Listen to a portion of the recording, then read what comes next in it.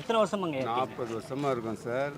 தர வரி கட்டியிருக்கோம், இது மேல் வரி பில்டிங் வரி கட்டியிருக்கோம். எப்போது இந்த மாதம் வரைக்கும் அதே மாதிரி கரண்ட்டு பில்லு எல்லாமே இருக்குது. இது வந்து கல்லாங்குத்து, தண்டுக்கரை இல்லை. வசதிகளும் செஞ்சு தரோம், மாதம் 5000 ரூபா கொடுக்குறோம் அப்படின்லாம் சொல்கிறாங்க. ஒன்றும் சொல்லுது சார். அங்கே போனவங்களும் கொஞ்சம் பேர் கரண்ட் இல்லைன்னு தந்தார். அதையும் நாங்கள் நேற்று கேட்டோம், அதையும் கேட்டோம்.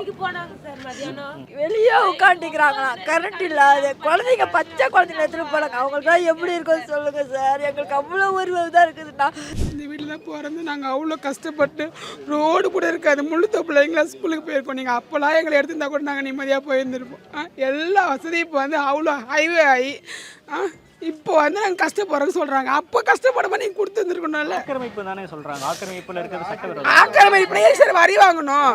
எதுக்கு வரி வாங்கணும்? அடுத்த வருஷத்துக்கு வரி வாங்கியிருக்காங்க. அப்போ ஆக்கிரமிப்பு எதுக்கு வரி? ஃபோன் போட்டு வரி கட்ட சொன்னாங்க. நீங்கள் இன்னும் வரி கட்டுங்க. அப்போ தெரியாது அது ஆக்கிரமிப்பு எடுக்க போகிறாங்கன்னு. அப்போ தெரியாதா சார்? அடுத்த வருஷம் வரைக்கும் வரி கட்டியிருக்காங்க சார். அப்போ எதுக்கு அது மட்டும் வாங்கினாங்க? ஆக்கிரமிப்பில் இருக்கிறோம், எதுக்கு வரி வாங்கினாங்க?